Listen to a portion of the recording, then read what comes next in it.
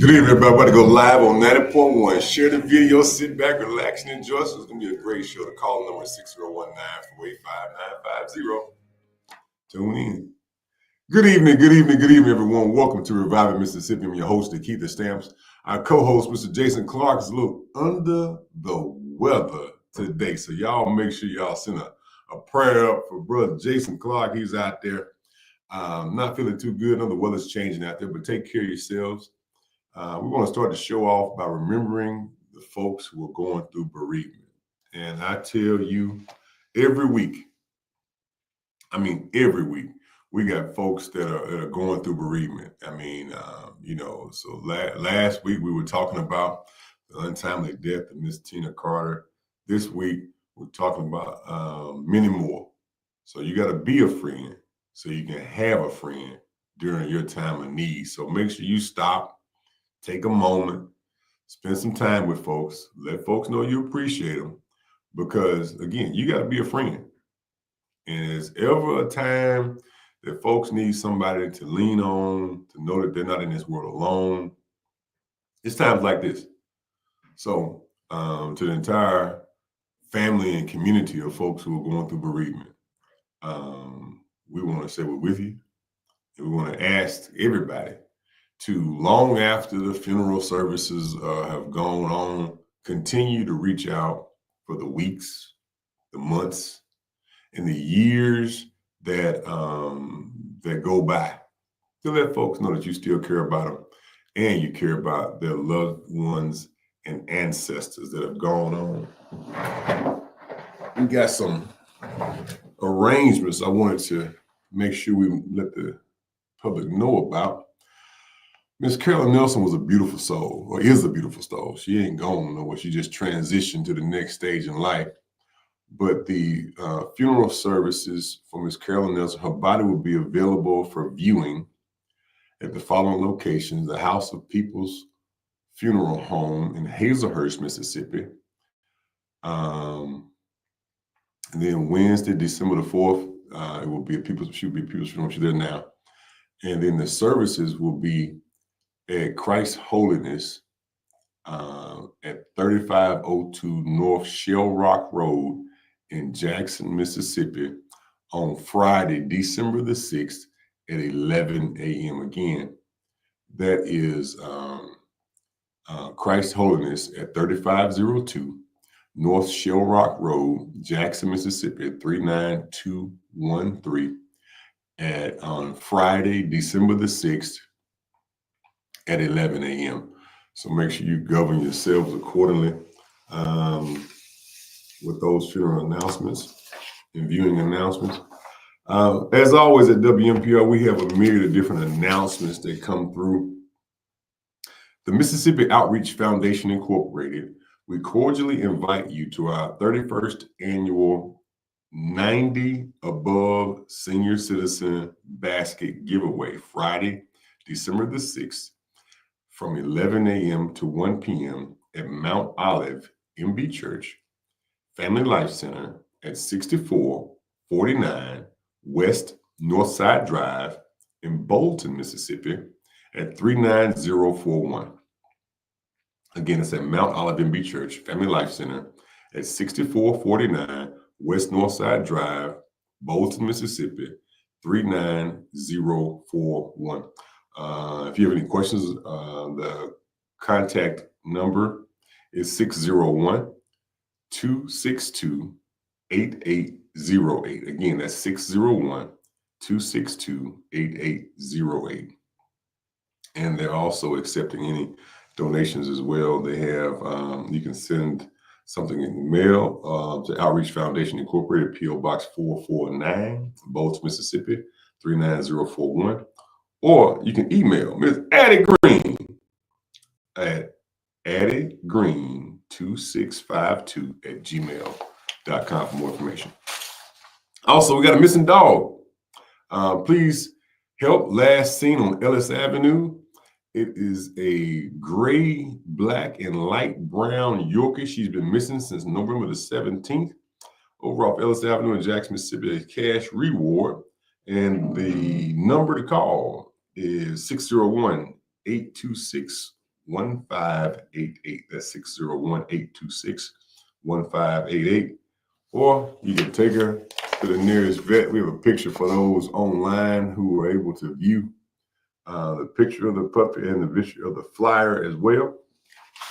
So let's make sure you govern yourselves accordingly there. Comedy. Let's see, Saturday, December the 7th. The show starts at 8 p.m. I think the doors open at 7. We have the Holiday Comedy Jam and Sagittarius Bash, hosted by comedian Booger Brown and guest comedian Caution. Performance by Trauma, Music Dog, Jedi Magic, Timo James, and brother Lex Luger. Early bird tickets are $15, and the tickets will be $20 at the door. And doors open at 7 p.m. Show starts at 8. After party at 10:30. For tickets, visit MPV Holiday Comedy Jam at eventbrite.com. Contact information, contact phone number is 601-526-8256. Again, that's the Comedy Holiday Jam. So we always have great announcements. And if you haven't done something in a while on a good evening, come on out to Southern Soul Tuesdays at M Bar. You got great food, half off certain drinks, no cover. Starts at 5:30, ends at 7:30, and you're home by 8. And if you grab some half off food, you'll be home with a plate as well. Just grown for a little bit. Going out there and see Mr. Richard Bradley over the M Bar, DJ Big O, and hosted by Miss Marlena Wright. Well, ladies and gentlemen, we also got a message from Miss Patty. She says, rural Hinds County Community Association would like to wish everybody a safe and happy Christmas holidays. Mr. Timothy Brown says, good evening, DeKeither, everybody in Reviving Mississippi. Well, ladies and gentlemen, it has been a intense week over at the Public Service Commission. We had our hearings for Great Rivers rate increases, which affect roughly a little over 20,000 households around about across the state of Mississippi. We looked at testimony from witnesses and interveners. We had citizens from all over the state, from Biloxi all the way up to South Haven, from Natchez all the way over to East Mississippi, to come participate. If you have not taken a look on YouTube at that hearing, I would definitely, it's definitely eye-opening. It gives you a deeper light in what we do and how we function as a commission. This was a really good hearing. For those who don't know, the Great River Utility has purchased several utilities around the state over the past several years, and now they're trying to create a consolidated rate that covers the whole state. And the way it was handled, I don't want to seem prejudgmental in how I respond to some of these things, but I will say I've identified some serious concerns that we're going to take care of and we're going to execute on. One of which is a transparency portal. Most people don't know what your utilities condition is around the state. You just turn your water on and it works, and sometimes it works good or sometimes it doesn't work as good. So what we're proposing is that people get an honest picture of what your utility looks like on the other side of the tap and get an accurate display of the condition of those operations, whether it be your water operation, your sewer operation, and you will see that there needs to be statewide action on making sure that that people's utilities are appropriate. You look at some of these sewer lagoons and water systems out there that have years of deferred maintenance and lack of effective governance. Well, we got to work on those things, and we can't just beat them up. We got to work on them, and we got to work on them together. So if you govern a water association, just know that we're going to work with you to increase your quality of service, but also increase your ability to effectively serve.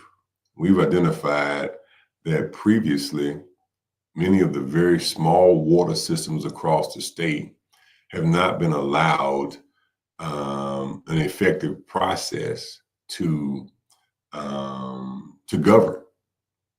I had one young man, he sold his utility that his family owned to a private company because the government wouldn't allow him to get a $7 rate increase so that he can maintain his operations.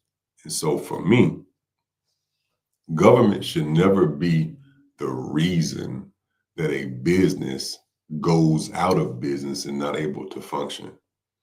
And so that highlighted a larger problem for me, that if the state of Mississippi has been basically picking winners and losers when it comes to private business, that violates several principles of just the way the government is supposed to work.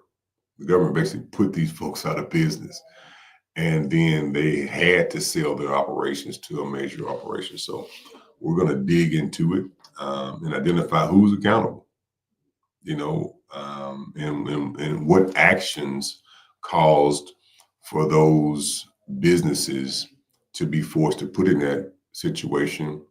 And like I always said, when we investigated the city of Jackson, years ago, back in 2014, we brought in a retired FBI agent and a retired IRS agent, and we had them do a formal investigation that would be amenable to any level of government that picked up their work product. Well, we'll be doing something similar, digging into the history of the Public Service Commission so that there will be true accountability, but more importantly, that those actions will never happen again. So we won't be in some of the same situations we've always done. So y'all know how we always do. We're going to investigate stuff. We're going to put it out there. We're going to inform you, of course, for those viewers. And that's why I appreciate everybody who listens to Revive Mississippi, whether it be online or on the radio. You're going to know first. You'll know before WLBT and APT and all these other places. Because as always, on Wednesday nights, I'm going to sit down here and tell you the good, the bad, and the ugly. And we unearthed some very ugly truths over the past 2 days at the Public Service Commission. But that's what we do. That's what we're supposed to be doing, is digging into things, making sure that we're asking all the right questions. But when we identify that there's been any kind of impropriety or something just doesn't pass the smell test, well, we're going to put it out there, because I'm a firm believer that sunshine is the best detergent. Let me say it again. A little sunshine ain't never hurt nobody. Sunshine in some dark places and some things people thought were going to be tucked away and nobody will find. Well, y'all know DeKeither thing's going to find it. And I learned a long time ago, if you tell the folks what's going on and keep them abreast, they might not like what you have to tell them, but if you just tell them the truth, they can deal with it. So that's what we're going to do. That's been our formula over the last 13, 14 years since we've been elected. 12 years since we've been elected. And that's what our formula going to keep being. Also, we will be conducting a developer summit. I had a chance to sit down and talk to the chairman of the commission, and we kicked this idea around at the hearing today. And for so many years, developers and utility industries have not just roundtabled on a frequent enough basis so folks can work together. It's not an abrasive relationship, but with proper communication, we can definitely see that MDA, our office, the executive branch, and all of our utilities can, make the changes necessary so economic development can flow faster. Also, we have a program that we'll be launching pretty soon. We've done it before, called the Municipal Project. The Municipal Project was put in place by the Freedom Democratic Party. Let me say it again. It was put in place by the Freedom Democratic Party. And what the Municipal Project is, it is a several-week training for folks who want to become aldermen and council people and mayors and basically local government, taking our years of experience in local government and the relationships that we've been able to garner over this time period from around the country, And we asked folks, next year is our municipal elections. So we'll be rolling this out in January, where folks who are looking at running for office or in office can take an hour every Saturday for several weeks and learn or relearn effective governance. Because what we've talked about here in Revive Mississippi is that folks run for office and they're good people, but they may not know all of the rules and how to do it. When you go down to the conferences, they teach you what to do, but no one teaches you how to execute it. Once you take the class, now you got to go back home and do these things. So the municipal project was put in place by the leadership of the Freedom Democratic Party to help new elected officials or prospective elected officials to know what they're getting into prior to signing those documents. Because once you sign up, you're off and running and your life is going to change. But how do you manage that? How do you navigate your personal life, your family, your budget? How do you do the whole lifestyle?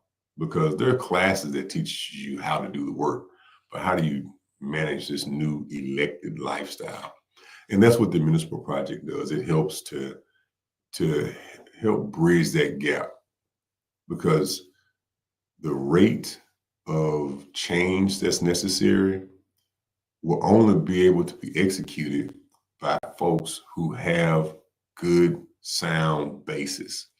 And to give you a precursor to some of the things that will be taught during this several week session, start off very basic. I ask everyone who's running for office, I ask them the same first question. And again, Revive Mississippi folks know this because I ask everybody who run for office to come on and talk about themselves.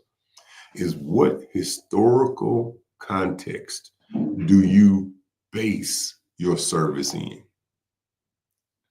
Let me say it again. What historical context do you base your service in? The reason why I ask that question is that if you don't have a true understanding of what it took to get us here to this place that we're in right now, you won't have an understanding of how to get out of the situation or to get above it. So for me, the historical context that I root my service in is first and foremost, my family's been here forever. My family's been here before there was a Mississippi. So my roots in this state run deep, but more importantly, I take in the complete journey of America to get us to where we are.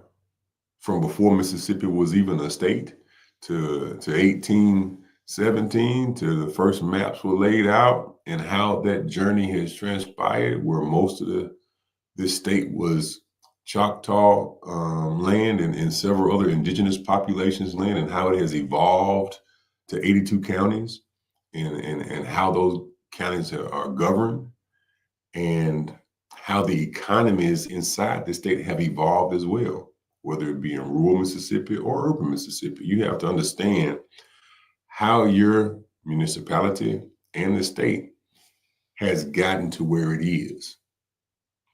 Too many people they run for office without a clear understanding of how this economy flourished. Let me just take one for instance. Like here in Central Mississippi, the auto dealers built a big chunk of Central Mississippi, because back in the day, almost 100 years ago, this was the only place to come buy a car or even to fix one. So the industry evolved and they made so much money in the auto industry that people like Dumas Milner, who put Mr. Herring and Mr. Gear into the auto business, and other folks in that industry created other businesses. Most folks don't even know that they were selling so many cars right here in Mississippi that Mr. Dumas Milner turned around and said, well, you know what? If people will buy a car, they'll rent a car. And they formed National Rent-A-Car right here, Mississippi. Then they started cleaning cars, and they developed their own cleaning agent. And that first cleaning agent was a little small company called Pine Sol, right? So if you understand how these economies grew and what they did with the money they made, they just turned around and reinvested it in the community. They built Westland Plaza. They built many of the high rises in downtown Jackson and Highland Village and many more.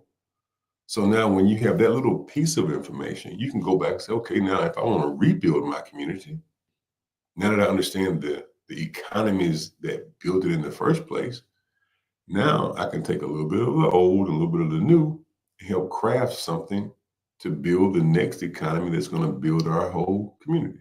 So that's just a small snippet of an example of what you can do when you have proper foundational learning of how to be an elected official. And I'm not saying I'm perfect. I am far from perfect. I mess up stuff all the time, but I'm getting better.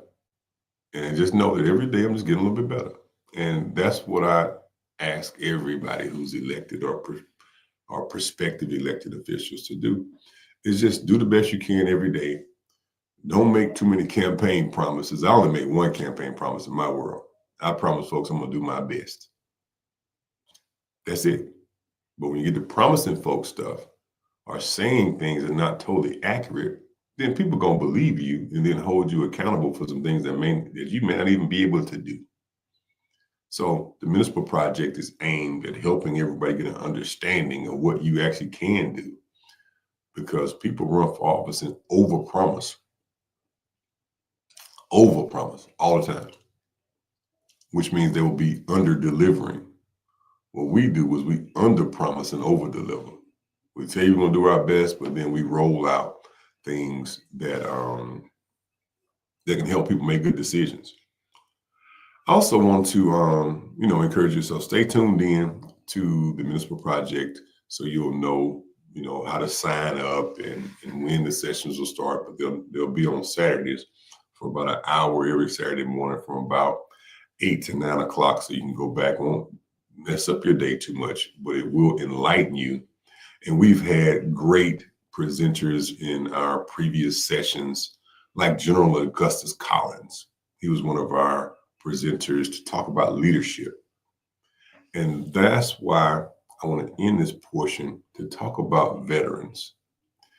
Since the beginning of our nation, veterans have always continued to serve. And now I'm calling on veterans again. Because after the Civil War, after the American Revolution, it wasn't that we just elected George Washington to be the president. No, this country elected veterans to be governors and supervisors and mayors and all the people all over this country. And those veterans serve, they die off, civilians take over, and then we have a War of 1812. They serve, produce more veterans. They die off, and then we have a Civil War, and then veterans come back after the Civil War, both sides, Union and Confederate, rebuild the nation. They die off, then we have World War I, produce veterans. This cycle, this constant cycle of struggle and progress where veterans have had to come back and save this country has been our history. It's been our undeniable history. So all we're saying is, veterans, it's time for you to come back and continue to serve. I firmly believe that local government is the best place to start your journey in public service. And so since our municipal elections are coming up next year, I encourage veterans to step forward, get trained, understand what you're dealing with, and continue to take that sense of duty, that sense of honor, that sense of integrity that you have used your entire career, but not focus it globally. Focus it locally. Focus your attention locally. And I'm not asking anyone to do anything that I have not done myself. Everybody knows I traveled all over this world while I was in the military, traveling to like 20 something countries overseas, living in like 12 of them for extended periods of time. And we had a global focus because that's what the duty required. When we got back to Mississippi in 2010, we changed the focus from global to local. And then we started focus on just Mississippi and our slice of the pie. And folks in Jackson in Ward 4, from Grove Park to Northwest Hills to the Queens to West Side to Cedar Hills, to Willowwood, Brook Hollow, Carriage Hills, and all of Ward 4 entrusted us with that first space to govern. And we were forever, I am forever grateful for Ward 4 in Jackson, Mississippi, because that 8 years helped me truly understand where we are as a city and a state from a local lens. And then folks have blessed us to continue to move forward in having different degrees of responsibility just because of our commitment and our consistency. It's not that we have a DeKeither stamps, it's that we need 1,000 of them. That's the point, is we need more of our veterans to get back engaged and to pick up the mantle to continue to serve. Hello, caller. Welcome to the show. Turn your radio down just a little bit. What's your question or comment, caller? I want to tell you, you're doing a great work. Stay on the wall, Commissioner. Don't come down. Oh, we ain't coming down. We ain't backing down now. Yes, sir. You're doing a tremendous job. I appreciate you. I appreciate you. I appreciate y'all. And again, the calling number is 601-948-5950. That's 601-948-5950. And veterans. And again, I know I'm talking about veterans, but we need good folks who are committed, who are in a position to sacrifice for the greater good of our communities. Because there's plenty of loud folks that want to be elected. But at this juncture, we need good folks, civilians and veterans, to step forward, because I'm a firm believer that if you had a whole spectrum of our politics, from Democrat to Republican to white, black, we've been electing folks for a long time. But now we have to realize that these positions that they're elected to are very important. We can no longer just elect folks because they are friends. There is one major premise to democracy that we cannot be susceptible to. One of the major premises in democracy that causes it to fail is when people elect who they like and not elect who they need. Let me say that again. When people elect who they like, but not elect who you need. So as citizens, we should look at, folks running for office and say, okay, what's my situation and who best has the skills and abilities in this moment? Not just the person that I like, but who is the person that you need? And we need good folks who can move our community forward, and not just the people who are the loudest or the people who talk a lot. It's folks out there who are quiet, who will be amazing public servants, but we have to allow them to step forward. And sometimes the people who would be good at a position just may not want to run for office and subject themselves to public scrutiny. I say, if you have the ability to move our community forward, and whether you're soft-spoken or loud-spoken, we need good folks to step forward who are stable-minded to serve effectively so we can make good decisions. And that's no matter if you're Democrat or Republican, white or black. We just need to be able to look across the table and say, hey, the folks at this table are committed by duty beyond our lower level differences, beyond your race or your party. Are you putting the best interest of your municipality, of your state, and your nation, and understand how that fits together to make us a strong community and a strong country. And you also have to make a decision, well, who is best to represent my community? So start gearing up, thinking about it. Like I said, the municipal elections are next year. And now it's the time over the Christmas holidays where folks start thinking about running for office. They start thinking about, because you can start signing up. I believe it's the first week of January. You can start signing up. And I think the deadline is about a month or so later. So, it's going to come around quick. You're going to come out to the holidays. You're going to have Martin Luther King birthday celebrations, and then you'll be close to the deadline. So let's make sure that that if you're thinking about it, make sure that your family is on board, because no longer it's not just you who serves; it's your whole family. So let's make sure that you're making not just a decision for you, but a decision for your family and your community, because it's not just the person whose name is on the ballot that serves. I had a lady come to my mama's house with her light bill in her hand. My mama is not elected to do this. And technically, light bills aren't exactly what we do. We have effect on the bill, but not necessarily one bill at a time. We deal with a million people at one time. So let's just make sure that folks are making good decisions when they're stepping forward for public service. And the last thing is, campaign governance is not effective. You can't govern how you campaign. You have to govern based on what you're dealing with, and not your feelings or emotions and things you may or may not have promised people while you were running. So that's why we're real sticklers on folks not selling pipe dreams to people when you're running for office. Just say you're going to do your best, and then talk about your abilities, your talents, your skills, and the things that you've learned, and let them make a decision. If somebody has to sell you on voting for them, that may raise a red flag. So again, these are serious positions.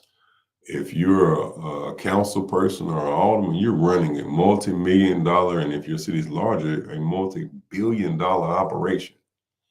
So let's make sure that we vet good people, that we say, hey, is this the right place for you to serve, or is this the best place for you to serve? So let's just make sure we're making good decisions out there, ladies and gentlemen, because we have a community that needs to move forward.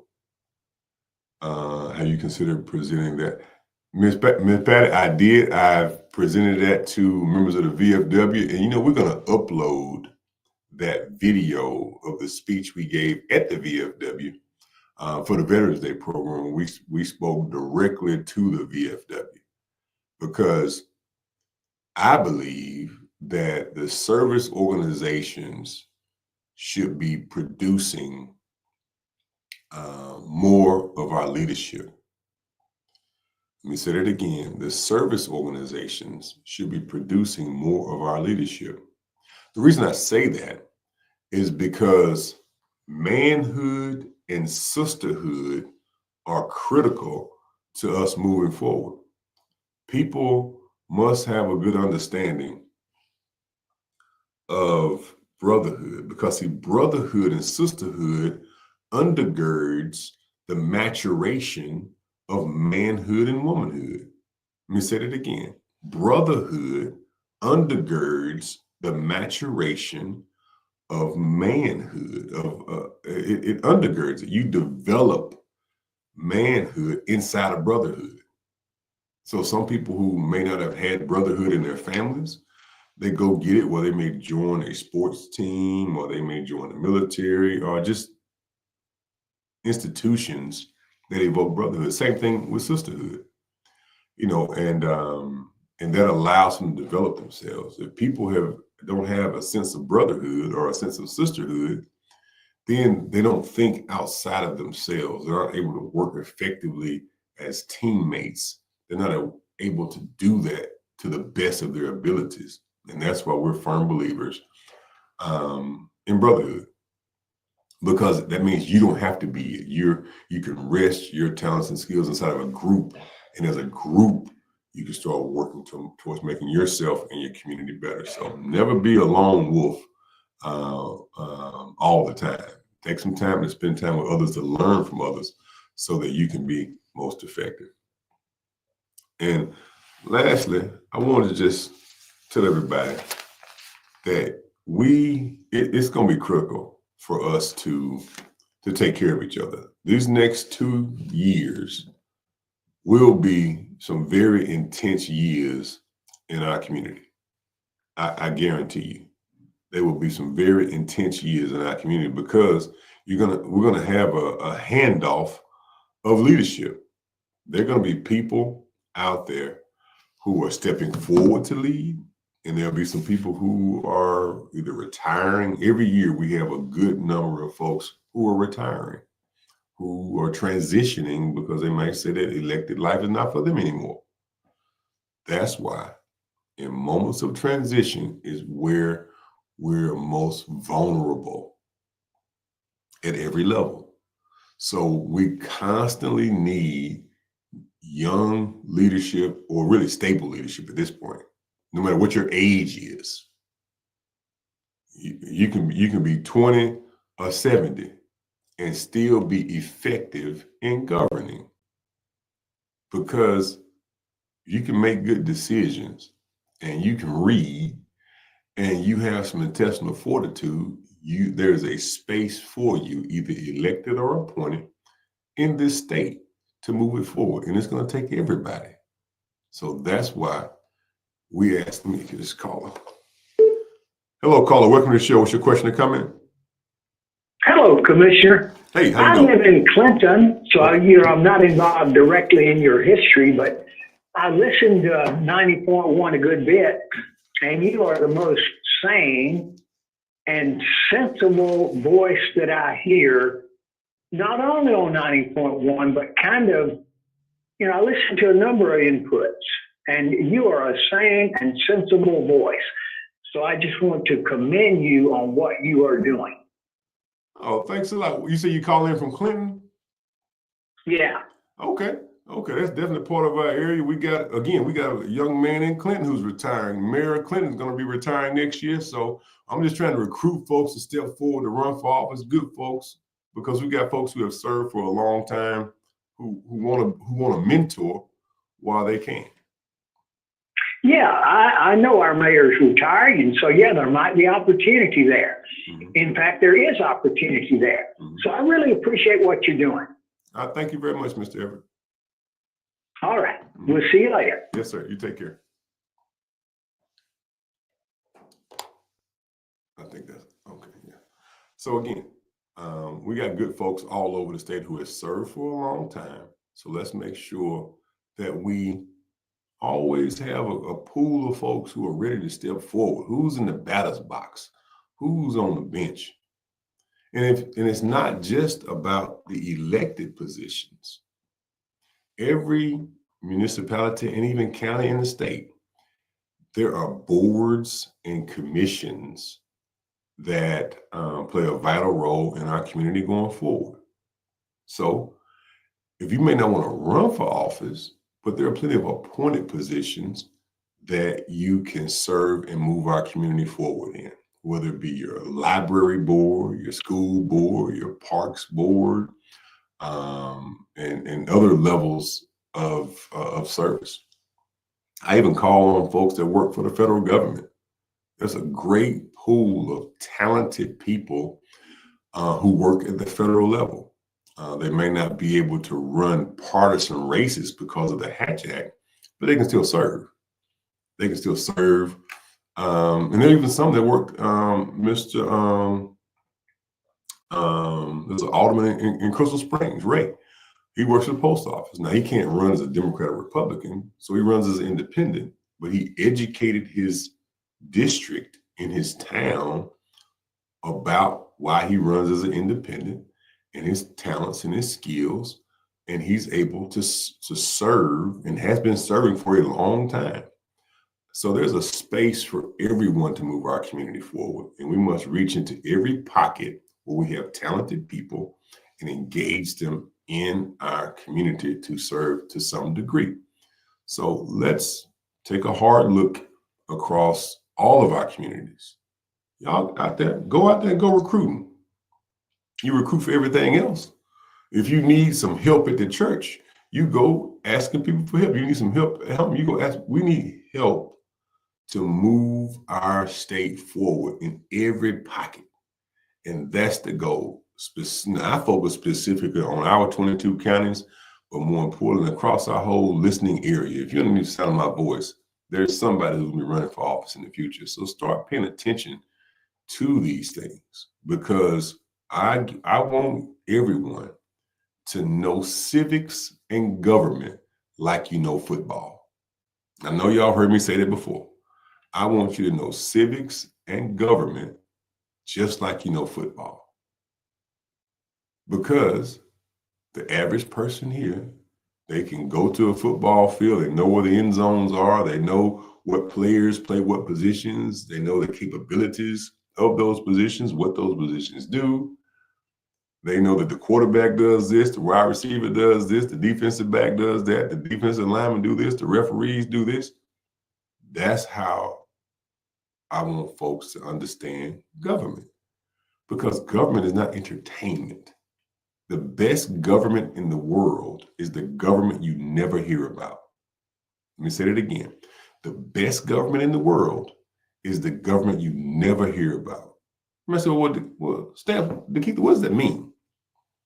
Well, that means that the things that need to be done are getting done without the public having to go look over their shoulder.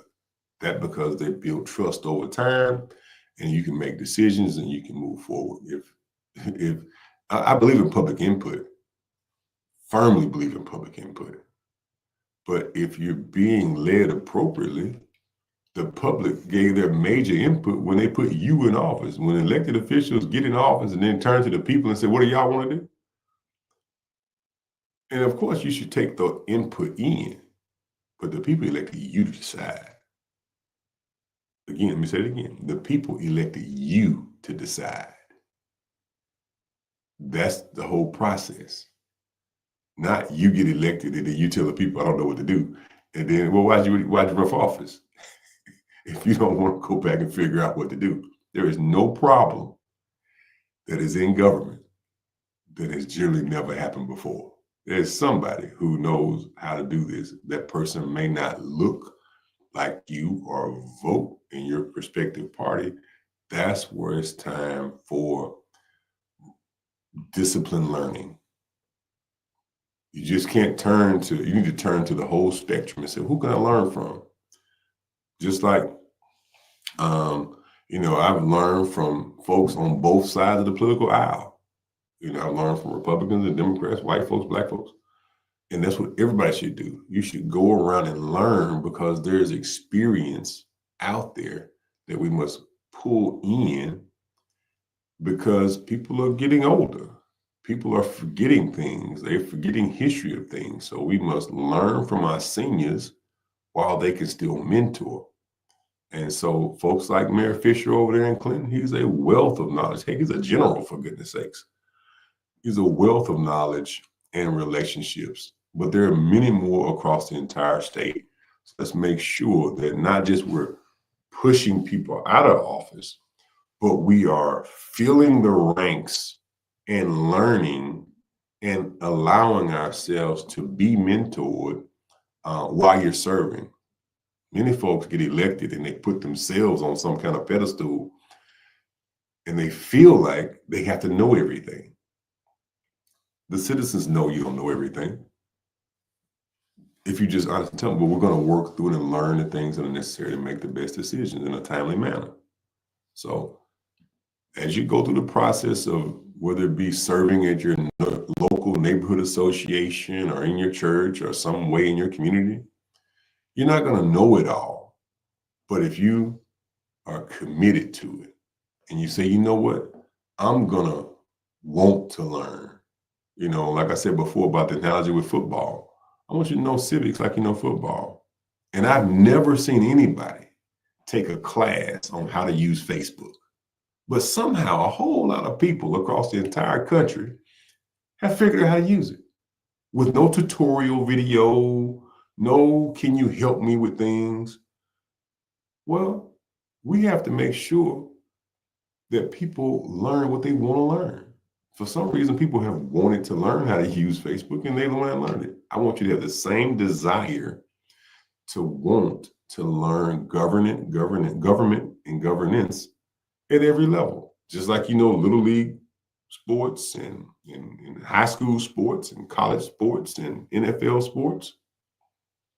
Well, that's several layers of the same sport. Well, in government, you have a neighborhood association, you have a council or alderman district, you have a mayor, you have a supervisor, you have constables, you have state representatives, state senators, as you matriculate up the levels of government. It's the same thing. We as a community must desire to learn these systems, how they work, and then use that knowledge to help us decide who should be effective in what they do, who should be allowed to be in this. And it's not that you tell people that I'm not supporting you. I'm just not supporting you for this role. But there's another role where your talent, skills, and abilities can be more utilized in as you develop some things to function in a different role. And that's just the honest conversation we got to have, folks. Because this is not about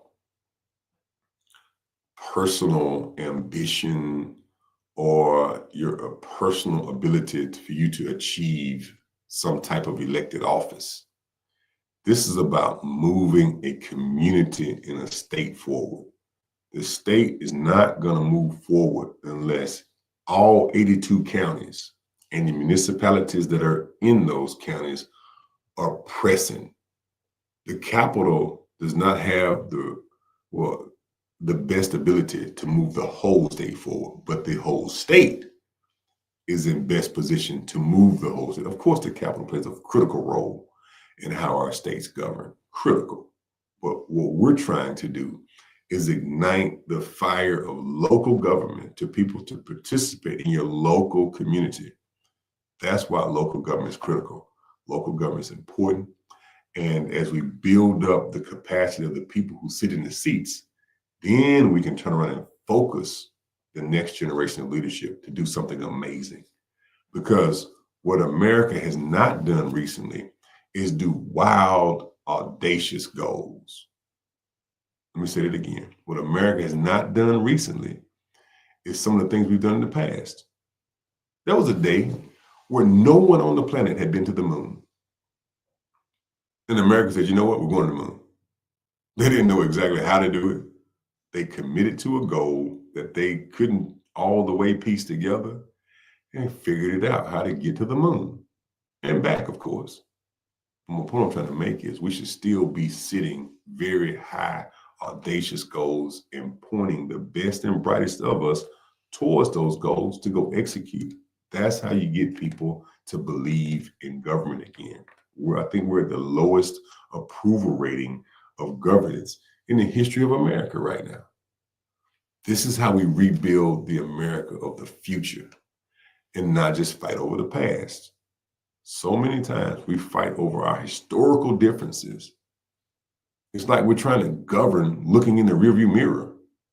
No, we got to look in the windshield. Of course, you pay attention to the rearview mirror. You pay attention to the side mirrors, but you clean the windshield off and you direct the state to where it needs to go, right? That's what we're supposed to be doing. We're supposed to be moving a community forward. I know my time's running short here today. I'm gonna go back to my announcements. Southern Soul Apollo Night on December the 17th. You got Mr. Vic Allen, Big Yayo, Lady V, Marlena, and DJ Big O over at Southern Soul Tuesdays at M-Bar. There is a $350 cash prize for first place, $100 cash prize for second place, and $50 cash prize for the third place. You can go to the Lounge Radio Show for more information about that. You have the Holiday Comedy and Sagittarius Bash, Saturday, December the 7th. Doors open at 7 p.m. and the show starts at 8. It's at MVP Lounge at 5729 Highway 49 North in Hattiesburg. You got hosted by Brother Lex Louie. Y'all just saw him get off the air a few minutes ago. And Music Doll, Jedi Magic, comedian Booger Brown, and Caution. Also, we have Mississippi Outreach Foundation. We cordially invite you to our 31st annual 90 and above senior citizen basket giveaway, Friday, December the 6th, 2024, 11 a.m. to 1 p.m. at the Mount Olive MB Church Family Life Center at 6449 West Northside Drive in Bolton, Mississippi, 39041. For more information, you can contact Ms. Addie Green at 601-262-8808, or you can email her at addiegreen2652@gmail.com. Lastly, we have a missing puppy alert. There is a missing Yorkie, gray, black, and light brown, last seen about a week, 2 weeks ago, over off Ellis Avenue. There's a cash reward. The number to call is 601-826-1588, or you can take her to the nearest veterinarian. Again, stay plugged into the things we got going on. We set a crazy, bold, and audacious goal at the Public Service Commission to create $100 billion in economic development and to create 100,000 jobs. And we're well on our way of doing so. And those are the kind of things we have to do. We have to let folks stretch for something. So that's why these municipal elections are important, because we identified that there is a talent shortage that we must backfill so that we can reach some of these audacious goals that are out there. We must increase the talent and effectiveness at the local and at the county level so that we can push the economy of the entire state forward, because we must compete with the world. We must leave our children an economy that they live in, work, and play in, and push Mississippi forward. We can no longer export our talent. We must keep our talent here and open up opportunities for them to be great right here. Our underwriters for today's show, Mr. Michael Jordan, Michael Jordan Transportation Service. You can go to www.mjstransportation1.com for your transportation needs. They offer quality transportation service all over Mississippi. And if you want some good food versus fast food, Stamp SuperBurgers always offers great quality service, doing the same thing they've always done in the same place they've always done it. And lastly, every week we end our show the same way. We want to say thank you for allowing us to serve. Thank you for the good Lord for giving us grace and mercy as we go through our ups and downs, as we continue to learn. And also, the town of Edwards will host its annual Christmas parade Saturday, December the 7th at 10 a.m. all the way out in Edwards, Mississippi. And Canton has a Christmas parade going on this week. Jackson has a Christmas parade going on. So there are a host of folks who will be celebrating this season. Also, it's almost time for Kwanzaa. Kwanzaa celebrations will be kicking off as well. I believe in Kwanzaa 365, but the 7 days of Kwanzaa are coming up very fast. And so govern yourselves accordingly. And lastly, we always want to say, never let anybody put you in a position where you don't love your own people. Because when you hate your own folks, you're part of the very oppression we're trying to lift ourselves out of. I love you, Jackson. I love you, Mississippi. Handy, get us out of here, man.